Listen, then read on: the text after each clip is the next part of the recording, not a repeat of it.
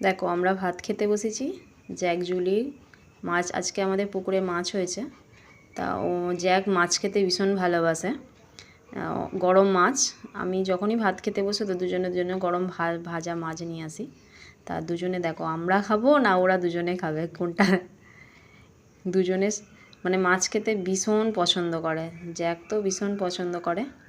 আর যতক্ষণ না ভাতের থালা খালি হচ্ছে ততক্ষণ দুজনে এখান থেকে যাচ্ছে না। আর জ্যাক তো, জুলি তো মানে আমরা ভাত খাবো না কি ও খাবে এটাই বোঝা যাচ্ছে না।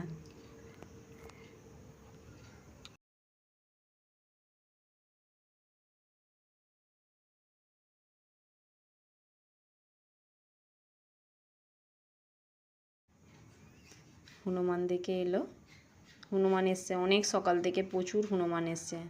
আর হনুমান আসা মানেই চেঁচামেচি সকাল থেকে বাড়িতে প্রচুর চলে। মাছ খাওয়া শেষ যতক্ষণ না হবে, মানে আমি যতক্ষণ না উঠবো ওরা দুজনে কেউ উঠবে না। জুলি তো উঠবেই না একদম।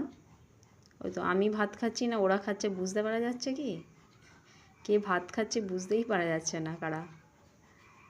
ওরা আমাদের সাথে এইভাবেই থাকে আর আমরাও এইভাবেই ওদের সাথে থাকি।